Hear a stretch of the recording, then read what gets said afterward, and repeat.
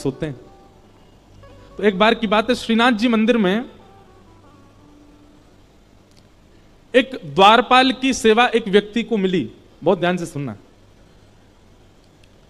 तो उसका नियम क्या था कि रात्रि शयन जब मंदिर हो जाता था, मंदिर बंद हो गए, उसके बाद वो आता था। शिफ्ट चेंज होती थी, सुबह से जो द्वारपाल था वो चला जाता था, रात का द्वारपाल रहता था और वो रात भर जगता था। सुबह मंगला होती थी जब ठाकुर जी की, तो मंगला दर्शन करके फिर वो अपने घर जाता था। तो मंगला में राग गाया जाता बिहाग, नहीं, मंगला में राग गाया जाता भैरवी। अब रोज यही पद सुनता था वो। सुबह अपने घर जाने से पहले ठाकुर जी का दर्शन करता, मोहन जागिए बल जई हैं, लाला जागिए बल जई हैं। दिन में जाके भोजन करके सो जाता था और रात में जब वो ड्यूटी पे आता था तब तक ठाकुर जी का शयन हो चुका होता था। तो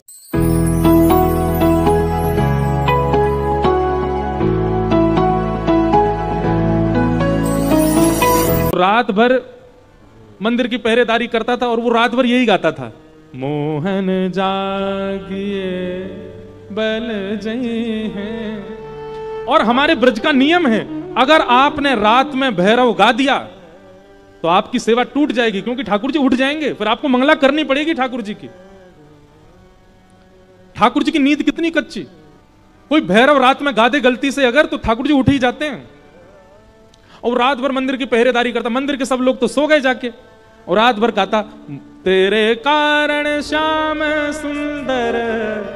और वो तो भाव से गाता था, लेकिन भीतर स्थिति क्या होती, गर्भगृह में भगवान उठ के बैठ जाते। पूरे दिन दर्शनार्थी आते हैं, दर्शन करते हैं, खड़े खड़े हमारे पांव थक जाते हैं।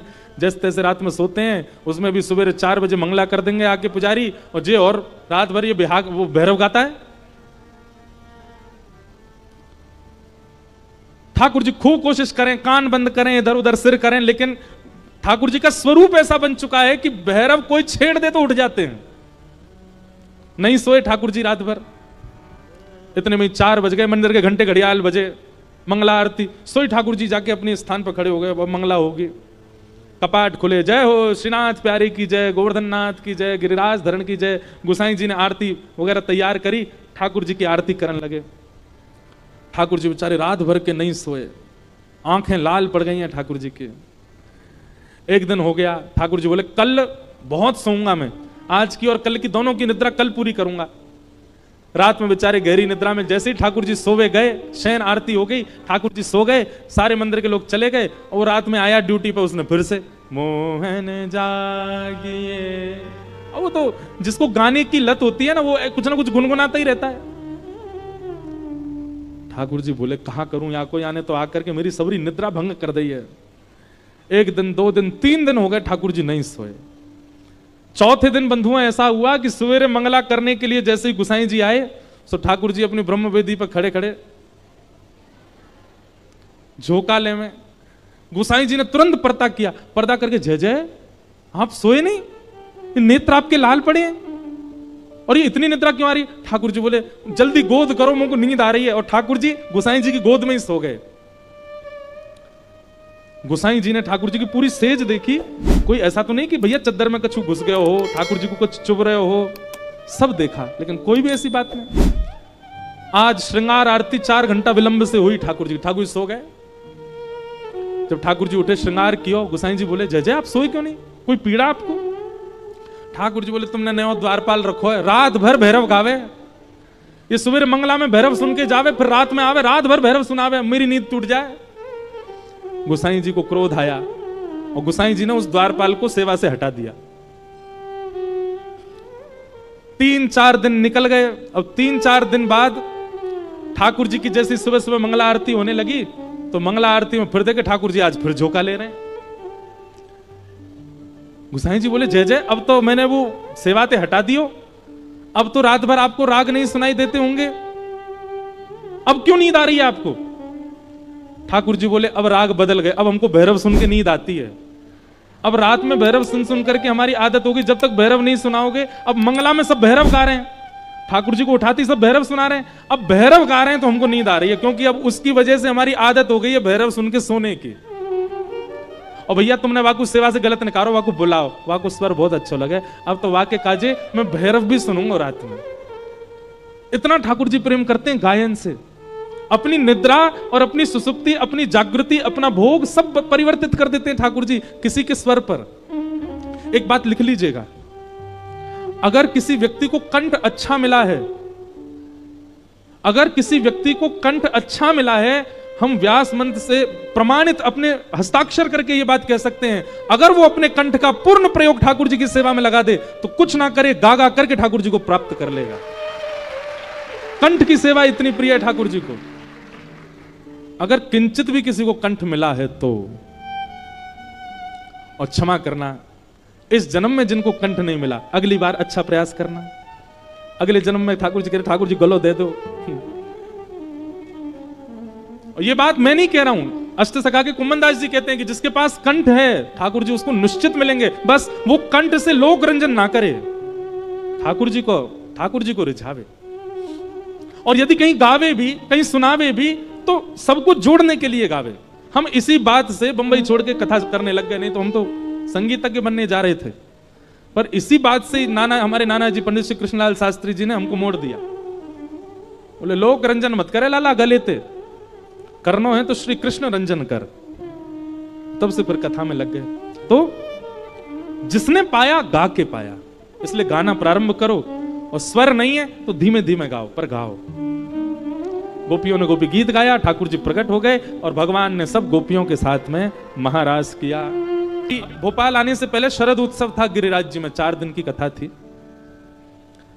तो शरद पूर्णिमा वाले दिन एक भाव मन में आया, वैसे मैं कहता ही हूं इस भाव को, कि व्यक्ति जब भार की वस्तु उठाता है, बहुत सावधानी से सब लोग इधर देखो, जब आप कोई भारी वस्तु उठाते हैं तो आपने घुटने भी मुड़ जाते हैं, आपकी कमर भी झुक जाती है, आपका मुंह भी जो है आपस में बंद हो जाता है और आप टेढ़े मेढ़े से हो जाते हो। पर हमारे ठाकुर जी गिरिराज जी बिल्कुल सीधा उठाया इन्होंने, ये बिल्कुल टेढ़े नहीं हुए गिरिराज जी उठाने में। ठाकुर जी गिरिराज जी कैसे उठाते हैं? कभी श्रीनाथ जी का दर्शन करो, दोनों पाम सीधे, कमर भी सीधी, छाती भी सीधी, मुख भी सीधा, केवल हाथ ऊपर करके ठाकुर जी ने गिरिराज जी उठाए, बिल्कुल टेढ़े नहीं हुए। और 40-50 ग्राम की, 100 ग्राम की बंसी उठावे में पामऊ टेढ़े कर लिए, कमरऊ टेढ़ी कर ली, मुख भी टेढ़ो कर लियो, और बिल्कुल बांके है गए। क्यों? कल वाली बात पुनः दोहराऊं, प्रभाव और स्वभाव।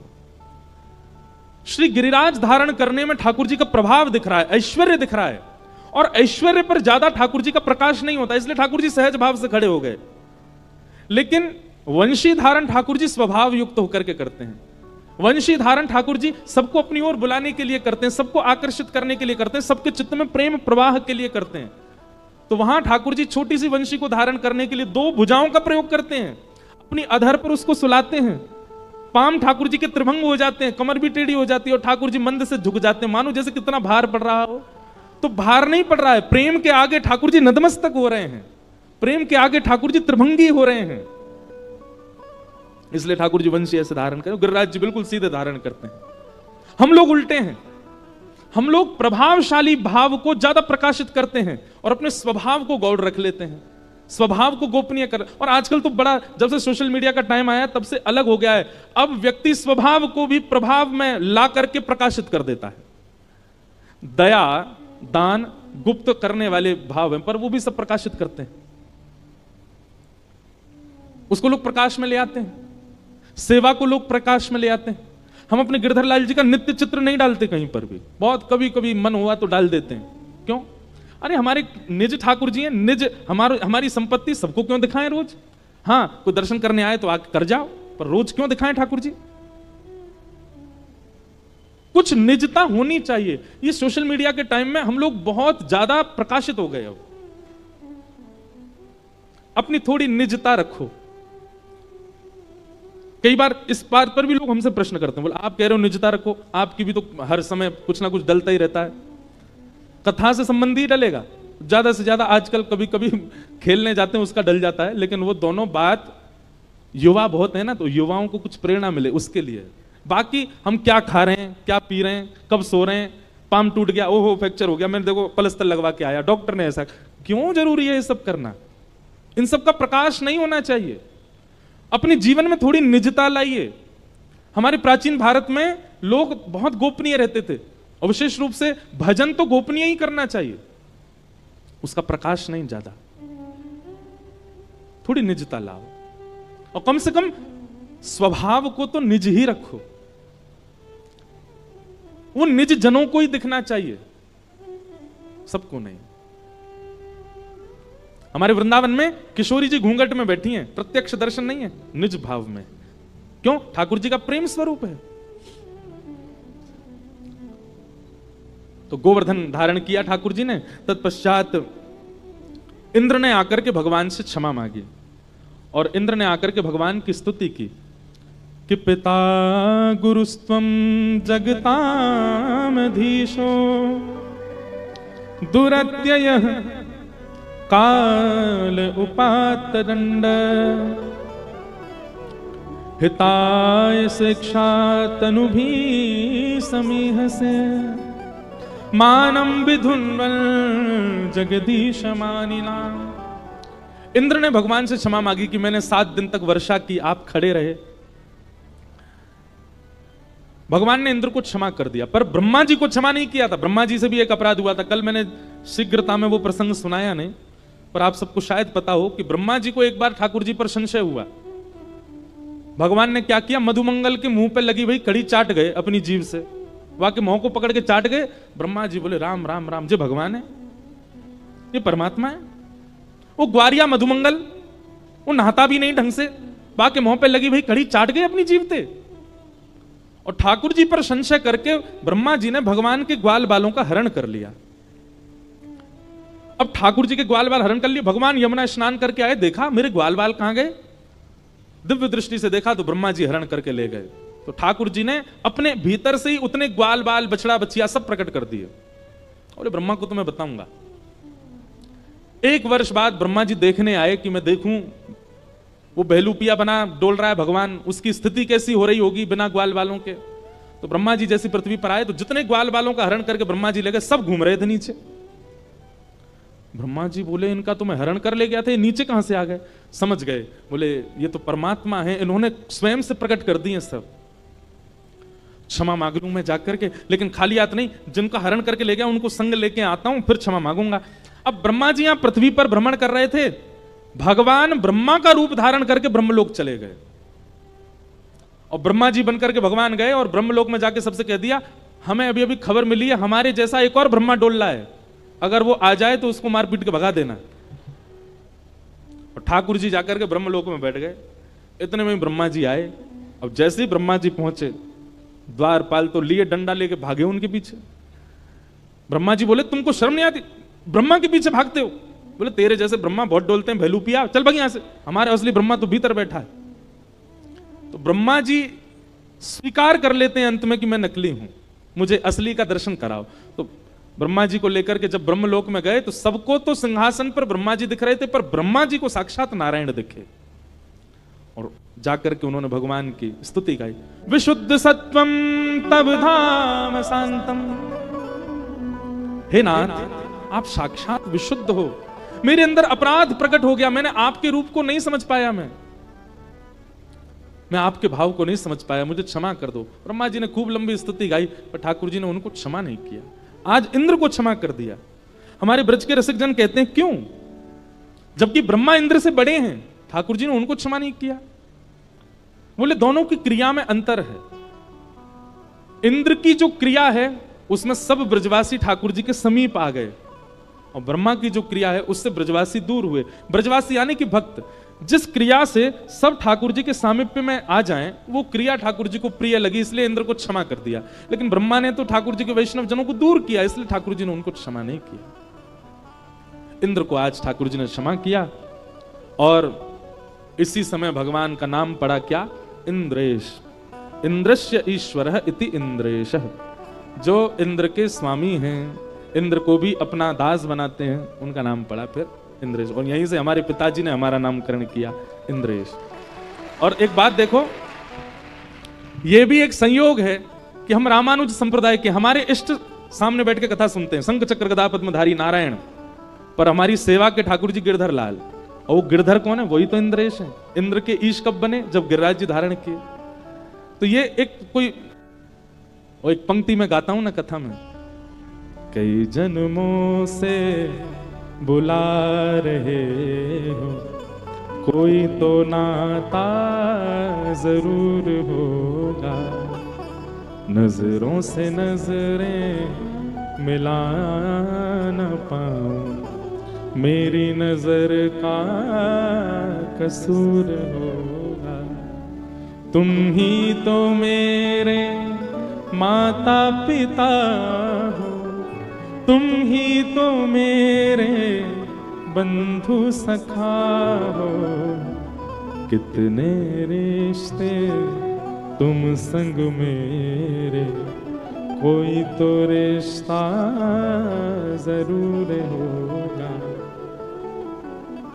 एक बात प्रमाणित मान लीजिए, आपको कथा अगर 7 दिन में, हम कह रहे हैं 7 दिन में 3 घंटा की कथा में 1 मिनट भी आपका मन कथा में लग गया हो, और वो 1 मिनट की कथा में आपके रोंगटे खड़े हो गए हो, वो 1 मिनट में आपके नेत्र सजल हो गए हो, मन को अत्यंत आह्लाद हो गया हो, तो यह बात स्वीकार कर लीजिए कि आपका पूर्व संबंध ठाकुर जी से कुछ तो है, जो आपको वो बात प्रिय लग गई, वो भाव प्रिय लग गया, वो क्षण प्रिय लग गया। कैसे?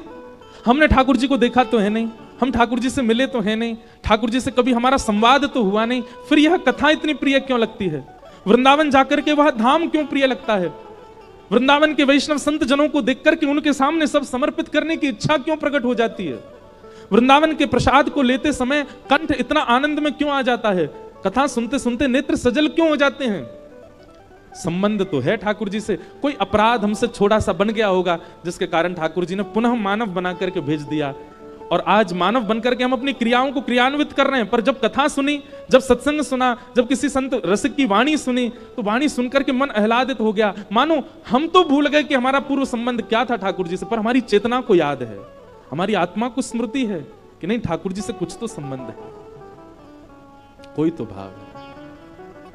तो निश्चित ही हम कोई ठाकुर जी के पूर्व के सेवक रहे होंगे, हम ठाकुर जी तक तो कहां हमारी गति पहुंची होगी। दासान उदासो भवतास में भूय, ठाकुर जी के सखाओं के जो दास रहे होंगे, उनके दासों के दास जो रहेंगे, उनके दासों के किसी के दास तो रहे होंगे।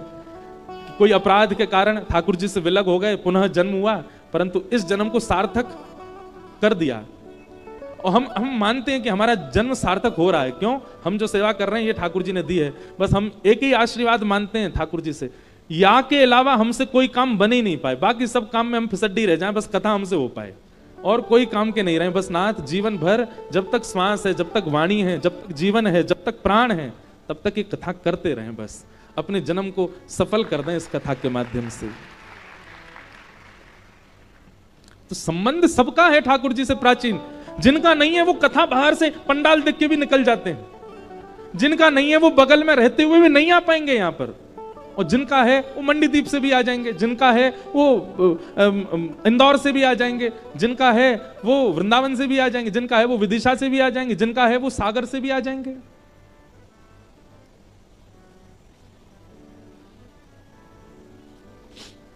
ये बात निश्चित है कि आप अपनी इच्छा से प्रेम ठाकुर जी से नहीं कर सकते, किसी के बताने से आपको प्रेम नहीं होगा ठाकुर जी से।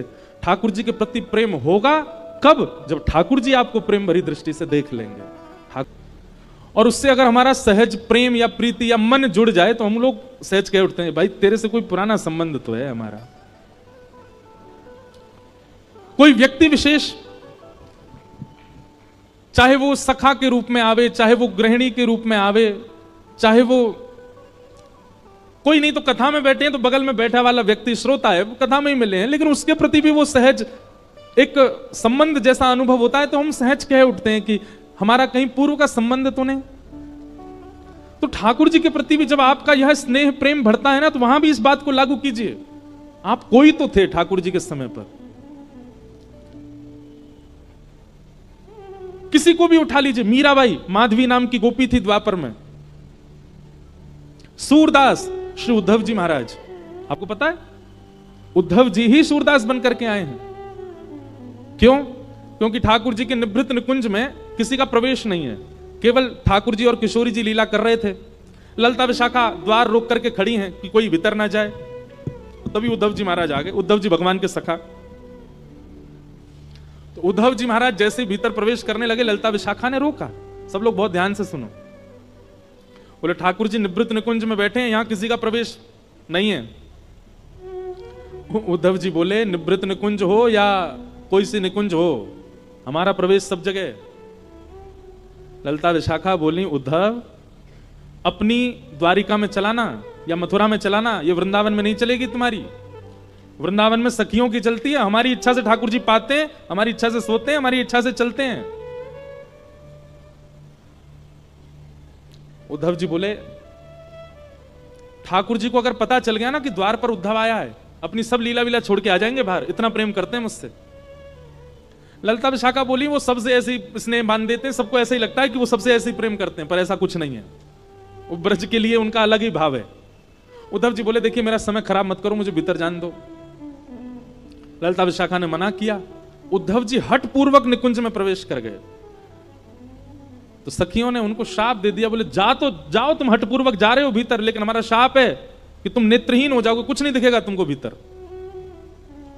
उद्धव जी भीतर चले गए और भीतर जाकर के जब उन्होंने देखा तो निकुंज दिख रहा है, यमुना जी दिख रही है, सेज दिख रही है, ठाकुर जी की आवाज सुनाई दे रही, पर ठाकुर जी नहीं दिखे। तो उद्धव जी महाराज ठाकुर जी क्या, मुझे आप दिख क्यों नहीं रहे हो? बोले उद्धव ये सखियां सामान्य गोपियां नहीं है, ये गैया चराने वाली, गोबर थापने वाली, दूध निकालने वाली, इनको तुम सामान्य गोपी मत समझो। ये वेद की ऋचाएं हैं, ये दंडकारन बन के संत हैं, कितनी तपस्या करके गोपी बन करके आई हैं। और इनकी बात सत्य है, निवृत्त निकुंज में किसी का प्रवेश नहीं है इनकी आज्ञा के बिना, और तुम चले आए। ठाकुर जी मैं तो देखे ही नहीं पा रहा। बोले कोई बात नहीं, अब इसका लाभ कलयुग में तुमको जीवों को देना है, तुम ही सूरदास बन के आओगे।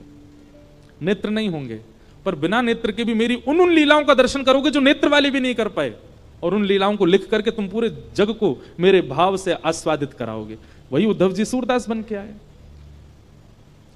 स्वामी श्री हरिदास जी महाराज ललिता जी के अवतार, ललिता जी थी। विशाखा जी हरिराम व्यास बन करके आए। हितरिवंश महाप्रभु पूर्व में वंशी हैं ठाकुर जी के। कोई भी ऐसा नहीं है ठाकुर जी के आसपास या ठाकुर जी से प्रीति करने वाला जिसका पूर्व संबंध ना हो। और यह आज भी लागू है ये बात, चाहे मैं हूं चाहे आप हो। हां हम इतने समीप के नहीं रहे होंगे, पर हां कभी तो ठाकुर जी को देखा होगा या कुछ ना कुछ संबंध तो हमारा रहा होगा, तभी इस जन्म में हमको ठाकुर जी प्रिय लग रहे हैं। कैसे कैसे ऐसे लोगों को मैं जानता हूं जो कभी वृंदावन नहीं गए, जिन्होंने कभी कथा नहीं सुनी, पर एक बार केवल कोई संकीर्तन सुन लिया या कोई कीर्तन सुन लिया या कोई भजन सुन लिया, नेत्र सजल हो गए, अब मन शांत हो गया, ना बोलने की इच्छा होती है ना किसी से मिलने की, अब बस मन में यही भाव उत्पन्न होता है कि हम चलें वृंदावन, जाएं वृंदावन। वृंदावन आधुनिक स्थान नहीं है, वृंदावन पर्यटन स्थान नहीं है, वहां पर्यटकों के लिए कुछ भी नहीं है, पर फिर भी भीड़ देखो आप, पर्यटक स्थलों पर इतनी नहीं होती होगी जितनी वृंदावन में होती है। सब भाव से जाते हैं। इसका मतलब क्या है? ठाकुर जी से कोई तो संबंध है। भगवान ने इंद्र को क्षमा किया। आगे भगवान की लीला बढ़ी और एकादशी व्रत की महिमा बताई गई। कितने लोग एकादशी करते हैं? सच्चे वाले बताओ। सच्चे वाले हैं सब, बहुत अच्छी बात। 3 निष्ठाएं पालन किया कीजिए। कृष्ण भक्त, सबसे पहले तुलसी निष्ठा, तुलसी धारण करो। दूसरी नाम निष्ठा, नाम जप में प्रवीण हो जाओ। और तीसरा एकादशी निष्ठा। ये 3 निष्ठा प्रधान। तुलसी धारण करने वाले ध्यान रखना, फिर कुछ भी ऐसा पाना नहीं जो तुलसी धारण करने के बाद अपवित्र हो। आप फिर कुछ भी ऐसा खा पी नहीं सकते, इसलिए तुलसी निष्ठा में थोड़ा ध्यान रखिएगा। दूसरी बात एकादशी निष्ठा और नाम निष्ठा। एक बात बहुत ध्यान से सुनिएगा, व्रत में भार का अनुभव जैसे ही होता है ना, व्रत टूट जाता है। आप व्रत करते समय अगर मन में ये विचार करते हैं आज तो एकादशी है, द्वादशी में इतना पा लिया कि भूखे ही नहीं लगे अगले दिन, ऐसा व्रत नहीं। व्रत को सौभाग्य मान करके धारण करो, वो सौभाग्य है मेरा। कई बार कई लोग व्रत रखते हैं तो व्रत के समय कोई और अगर अन्न पा रहा हो तो उससे दूर उठ के बैठ जाते हैं। क्यों? इसकी थाली देख के हमारा मन नहीं करावे। आप किसी की थाली देख के जब आपका मन करता है तो भी व्रत टूट जाता है। एकादशी के प्रति ऐसी भावना होनी चाहिए कि वो आपका सौभाग्य है, आप उसको राजी राजी खुशी होकर के उत्सव मना करके एकादशी करते हैं। आज हमारे ठाकुर जी के लिए हमने व्रत रखा है। एकादशी के दिन अन्न में पाप का निवास होता है, इसलिए अन्न सेवन नहीं करना चाहिए। और चावल तो पूर्ण अन्न होता है, इसलिए चावल तो बिल्कुल ही नहीं खाने चाहिए। वृद्ध लोग, बालक और बीमारों को छूट है, लेकिन वह भी केवल रोटी पाएं, चावल नहीं पाएं। दूसरी बात, एकादशी यदि आप रखते हैं और एकादशी के दिन कोई धाम का प्रसाद लेकर के आपके घर आ जाता है, तो प्रसाद के प्रति यह भावना मत रखो आज तो एकादशी हम कल पाएंगे। नहीं, आपकी एकादशी प्रसाद से ऊंची नहीं है। अगर कोई प्रसाद लेकर के आया और प्रसाद में अन्न है, कोई धाम का प्रसाद लेकर के आया, आसपास के मंदिर का भी अगर आया है तो उसको भी प्रणाम कर लो, पर धाम का यदि प्रसाद आया है तो धाम के प्रसाद के रूप साक्षात गोविंद आए हैं आपके घर, उनको आपको तुरंत स्वीकार करना चाहिए। अब लोग इसमें कहते हैं उसमें भी तो अन्न है। देखो, प्रसाद वस्तु नहीं है, प्रसाद अन्न नहीं है, प्रसाद प्रसाद है। दोष अन्न में होता है, प्रसाद में नहीं। अब लोग आगे इसमें अब और भी भावना कर सकते हैं, हम अपने घर के ठाकुर जी का भोग लगा देंगे तो वो भी तो प्रसाद बन गया, तो पा ही सकते हैं हम उसको। पर कहीं ना कहीं आप उसको अपनी ऊर्जा के लिए पा रहे हो ना, आप उसको पूर्ण रूपेण प्रसाद समझ करके तो नहीं पा रहे। आप घर में भी जो भोजन करते हैं वो ऊर्जा के लिए करते हैं, और ऊर्जा के लिए किया गया भोजन होगा, वो प्रसाद नहीं है। हाँ, आपने ठाकुर जी को निवेदित करके पाया है। घर के ठाकुर जी को प्रसाद, यदि वैसे तो एकादशी पर भी ठाकुर जी को तो अच्छे पकवान ही पवाने चाहिए, पर उसका भी आप तिनका ले सकते हो। ऊर्जा संचार के लिए, अपने देह के स्वास्थ्य के लिए और जो भी क्रियाओं के लिए जो आप पा रहे हो, उसमें आपको व्रत ही रखना चाहिए। एकादशी व्रत भगवत प्राप्ति का एक बहुत श्रेष्ठ साधन है, उसको करना चाहिए। तत्पश्चात अब आगे रास पंचाध्याय प्रारंभ हो रहा है। सब लोग बिल्कुल अब सावधानी से बैठो। श्रीमद् भागवत का प्राण धन श्री रास, जो अभी निकल करके गई शरद पूर्णिमा, वही प्रसंग है, पर हम ज्यादा विस्तार ना करके उसको भी सूक्ष्म में ही कहेंगे। भगवान पिता रात्रि शरदोत्फुल्ल मल्लिका विक्षरन्तुम मनश्चक्रे योगमायामुपाश्रित।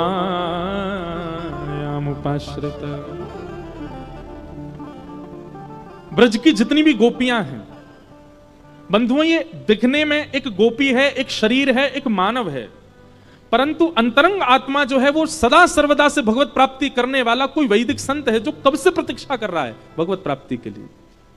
सतयुग, त्रेता, द्वापर, 3 युग जिन्होंने भगवत प्राप्ति के लिए व्यतीत कर दिए तप में, ठाकुर जी ने कृपा करके द्वापर में उनको गोपी बना करके प्रकट किया, ताकि उनको ठाकुर जी वह सुख दे सकें जो 3 युगों में उन्होंने तप करके नहीं भोगा है। ब्रज के गोपी भाव को समझना बहुत मुश्किल है। लोग बाग उसको सामान्य स्त्री पुरुष का प्रेम समझ लेते हैं और यहीं पर दोष उत्पन्न हो जाता है। जन्म जन्मांतर, कल्प कल्पांतरों से लगी हुई यह सब गोपियां, ये कोई ऋषि हैं पूर्व जन्म की, जो कितने जन्मों से तप कर रही हैं, तब जाकर के इनको सौभाग्य मिला कि ब्रज की गोपी बन करके आई। और सबसे बड़ी बात, 3 वर्ष के ठाकुर जी को देख करके 90 वर्ष की गोपी के हृदय में प्रेम उत्पन्न हो रहा है। इसको आप सामान्य स्त्री पुरुष प्रेम जन्य नहीं मान सकते। ये काम प्रेम नहीं है, ये काम वर्धक प्रेम नहीं है, ये काम नाशक प्रेम है। बहुत ध्यान से सुनिएगा। भक्तिमती मीराबाई, मीराबाई इतनी सुंदर थी कि उनका रूप देख करके एक बार यदि कोई देख ले तो पुनः देखने की इच्छा होगी, इतनी सुंदर थी। तो जब मीराबाई की भोजराज के साथ में विवाह हुआ और जब मेवाड़ गई, तो मेवाड़ में मीराबाई जिस राजमहल में रहती थी, उस राजमहल में जिस तरफ मीराबाई का कक्ष था, वहां खिड़की के नीचे हजारों संतों की भीड़ लगी रहती थी और सब एक टक देखते रहते थे खिड़की की ओर। मीराबाई तो राजघराने की कन्या हैं, वो दर्शन देने की भावना से नहीं जाती थी, दर्शन करने की भावना से जाती, पर मर्यादा है इसलिए बाहर नहीं जाती थी, तो खिड़की खोल करके ऊपर से प्रणाम करती थी। और सब संत मीराबाई को देख करके नेत्रों से अश्रु बहाने लगते थे। तब कुंवर भोज जिनसे मीराबाई का विवाह हुआ, उनके मन में भाव आया कि मैं संतों से पूछूं ये इनकी स्थिति ऐसी कैसे होती है। तो वे गए और संतों से जाकर के पूछने लगे कि आप मीरा को क्यों देखते हो और मीरा को देखने से आप सबको क्या मिलता है। तब संतों ने प्रत्युत्तर देकर के कहा कि 5-5, 10-10 वर्ष तक भजन करने के बाद भी ठाकुर जी इतने प्रिय नहीं लगे जितनी प्रिय मीराबाई को एक बार देखने से लगने लगे। एक बार मीराबाई को देखने के बाद ठाकुर जी इतने प्रिय लग गए जितने प्रिय 10 वर्ष के भजन में भी नहीं लगे। इसलिए हम मीराबाई को देखते हैं। तो मीराबाई का स्वरूप सुंदर था, पर उनकी सुंदरता काम प्रकट नहीं करती थी, बल्कि दोष नाश करके भगवत प्रीति प्रकट करती थी। ऐसी सुंदर थी। और वास्तविक में सुंदरता वही है। एक बात हमें बताइए, किसी वस्तु विशेष को देख करके आपके मन में पाप प्रकट हो, वह वस्तु कितनी भी अच्छी हो, वह शुद्ध नहीं है। जिस वस्तु, व्यक्ति या फिर स्थान को देख करके आपके चित्त में पुण्य प्रकट हो, ठाकुर जी प्रकट हो, वो सुंदर है, वो श्रेष्ठ है। वो सौंदर्य कैसा, वो रूप कैसा, वो यौवन कैसा जिससे काम प्रकट हो। रूप तो वो जानो, सौंदर्य तो वो जानो, आकृति तो वो जानो जिसे देखने से वो ना दिखे ठाकुर जी दिखे, वो ना दिख करके ठाकुर जी के प्रति प्रेम बढ़े। ब्रज की गोपियों को ठाकुर जी प्रियतम दिखते हैं अपने, और ठाकुर जी को देखने से उनके विकार नष्ट होते हैं। इससे यह बात उनको सिद्ध हो जाती है कि सामान्य बालक नहीं है, साक्षात परमात्मा है, साक्षात परब्रह्म है। इसलिए भगवान के रास में आने वाली गोपियों की आयु आबाल वृद्ध बनिता, छोटी से छोटी बालिका और वृद्ध से वृद्ध मैया भी ठाकुर जी के संग रास में है। वृंदावन के गौड़िया वैष्णव संप्रदाय के एक ग्रंथ में कहीं वर्णन है, 3.25 करोड़ गोपियां थीं रास में। कितनी? 3.25 करोड़। और ठाकुर जी ने जब रास किया तब ठाकुर जी कितने वर्ष के हैं? 7.5 वर्ष के। कितने वर्ष के? अभी 7.5 वर्ष का कोई बालक यहां बैठा हो, उसको एक बार देखो और इमेजिन करो ठाकुर जी इतने बड़े थे जब रास किया था। 7.5 वर्ष का बालक अपना पेंट नहीं संभाल पाता, ऐसे पकड़े घूमता रहता है। उसको इतना सहूर नहीं होता कि मुझे भोजन करके हाथ धोने, मां बताती है जा हाथ धो किया। इतनी छोटी अवस्था है ठाकुर जी की जब रास विहार कर रहे हैं। और गोपियां, बोले कई गोपियां तो यशोदा मैया की भी जेठानी की उम्र की हैं, यशोदा मैया से भी बड़ी हैं, जो ठाकुर जी के संग रास में आई हैं। काम लीला नहीं है रास, ये काम विजय लीला है और काम नाशक लीला है। इसको समझने के लिए ब्रज की उपासना करनी पड़ेगी, रस की उपासना करनी पड़ेगी, रज की उपासना करनी पड़ेगी, तब जाकर के रास का दर्शन हो सकता है।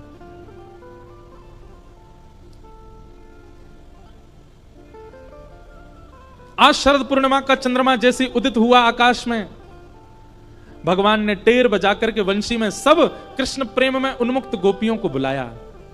और सब गोपियां जिस कार्य में हैं यथावत वहीं उस कार्य को छोड़ करके भागी ठाकुर जी से मिलने के लिए। कोई श्रृंगार कर रही है, कोई पति को भोजन करा रही है, कोई बालक को दूध पिला रही है, कोई वस्त्र धारण कर रही है, कोई स्नान करके आई है, कोई केस सवार रही है। तो मतलब अगर केस सवार रही है और कानों में ध्वनि वंशी की आ रही है, तो ये नहीं सोच रही है कि मैं केस व्यवस्थित करके फिर जाऊं। जितने केस व्यवस्थित हो गए उतने केस व्यवस्थित हैं, बाकी के अव्यवस्थित केसों में ही भाग रही है ठाकुर जी के प्रति। एक आंख में काजल लगाया, दूसरी में लगाया ही नहीं है, ठाकुर जी की वंशी धनी आ गई, इतने में भाग रही है ठाकुर जी के प्रति।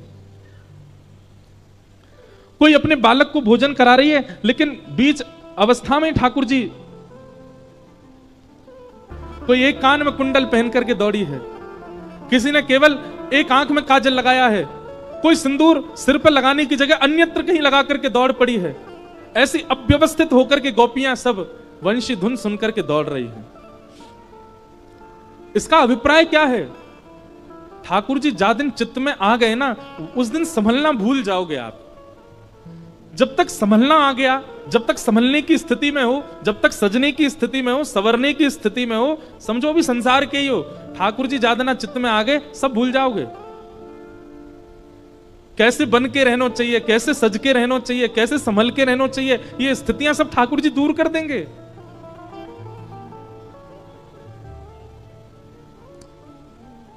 वो पद जिस पर आप इतने आनंदित हो रहे हैं, वो पद की गहराई सुनिए ना। बाला मैं बैरागन होंगी, क्यों? जिन भेषा मारो सांवरो रीजे, मैं सो ही भेष धरूंगी।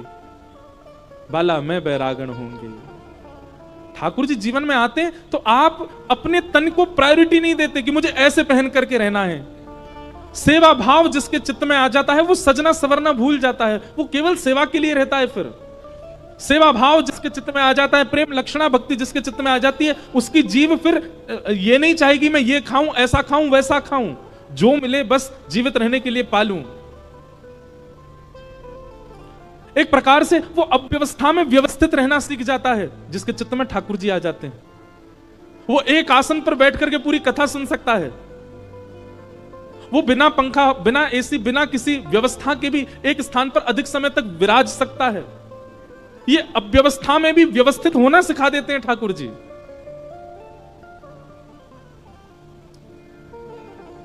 गोपियां सब दौड़ी और अव्यवस्थित स्थिति में जा रही हैं। ठाकुर जी जैसे ही नेत्र खोल करके देखते हैं तो सब गोपियां सामने खड़ी हैं। भगवान ने सब गोपियों के आने का कारण पूछा। तत्पश्चात भगवान ने 10 श्लोकों में बार बार गोपियों से कहा अपने घर वापस चली जाओ, पर गोपियां नहीं गईं। भगवान जब शांत हो गए तब गोपियों ने प्रत्युत्तर दिया कि नाथ, आप ही तो कहते हो सब छोड़ करके मेरी शरण में आ जाओ, और हम जब सब छोड़ करके आ गए तो हमसे कह रहे हो वापस चली जाओ। हमें व्यभिचारिणी मत समझिएगा नाथ। हमारा प्रेम ऐसा नहीं है कि हम आपको बाध्य करें कि हमसे मिलो, हमसे बात करो, हमें दिखो या हमें देखो। हमारा प्रेम ऐसा नहीं है। तत्सुखे सुखित्वम। एक बार हमें यह आश्वासन कर दो कि हमारा प्रेम स्वीकार कर लिया, उसके बाद भले ही हमें जीवन भर के लिए छोड़ के चले जाओ, हम जीवन में कभी आपके सामने नहीं आएंगे। हमारा प्रेम तो विश्वास पर टिकता है, मिलन पर नहीं, दर्शन पर नहीं। लेकिन हमारा प्रेम आपने स्वीकार कर लिया, यह वचन दे जाओ हमको बस। उसके बाद फिर मुड़ के कभी हमारी ओर मत देखना, हम जीवित रहेंगे फिर भी। गोपियों का प्रेम सामान्य नहीं है बंधु। उद्धव जी महाराज जब वृंदावन जाते हैं तो गोपियां कहती हैं उद्धव, वृंदावन से मथुरा इतना दूर नहीं है कि हम कृष्ण से मिल नहीं सकती, दिन में 2 बार जाके मिलके आ सकती हैं, पर हमारा प्रेम हमको अनुमति नहीं देता। हमारा प्रेम ऐसा नहीं है कि हम जबरदस्ती जाएं और जाकर के नित्य उसका दर्शन करें। बिना दर्शन के भी कृष्ण मन कृष्ण धन, कृष्ण ही हमारो मन, रोम रोम में कृष्ण विराजमान है उद्धव। हमारा प्रेम ऐसा नहीं कि हम उनसे मिलें या उनको यहां खींच के लाएं या बार बार अपने एहसान बताएं, हमने उनके लिए ऐसा किया और तुम हमें छोड़ के चले गए। हमारा प्रेम ऐसा नहीं है उद्धव। हमारा प्रेम तो विश्वास पर टिका है। जीवन भर कृष्ण लौट करके नहीं आए तो भी हम उनसे ही रहेंगे, उनसे प्रेम करेंगे, उन्हीं की रहेंगी। नारद भक्ति सूत्र में नारद जी कहते हैं प्रेम कैसा? बोले ब्रज की गोपियों जैसा, यथा ब्रज गोपिका नाम।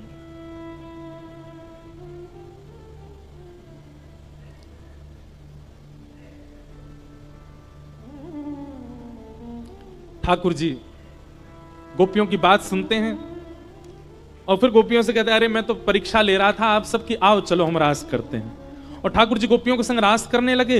एक एक गोपी के पास जाकर के ठाकुर जी उसकी सुध लेने लगे, किसी के रूप का वर्णन करने लगे, किसी के चरण पकड़ने लगे, किसी के वस्त्र में ठाकुर जी स्वयं बैठने लगे, किसी को अपने हाथ से पवाने लगे। और इन सब क्रियाओं की वजह से गोपियों को मान हो गया कि हम अत्यंत सुंदरी हैं, इसलिए हमारे सौंदर्य पर ठाकुर जी मोहित हो गए।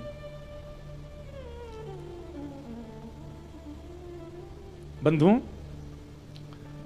एक बात मेरी बहुत ध्यान से सुनिएगा। हम इतनी भक्ति करते हैं, इतना भजन करते हैं, इतना नाम जप करते हैं, इतनी कथा सुनते हैं, इतनी सेवा करते हैं, फिर भी ठाकुर जी प्रकट क्यों नहीं हो रहे हैं? क्योंकि कहीं ना कहीं ठाकुर जी को यह चिंता है कि मेरे प्राकट्य से इसके चित्त में यह मान ना आ जाए कि मैंने ठाकुर जी को प्रकट कर दिया। ठाकुर जी को हमारी चिंता है कि कहीं इसको अभिमान ना हो जाए। अरे हम 2-4 कथा क्या सुन लेते हैं, 2-4 कथा सुना क्या देते हैं, तिलक लगा करके कुछ दिन रह क्या लेते हैं, हमको इसी से मान हो जाता है।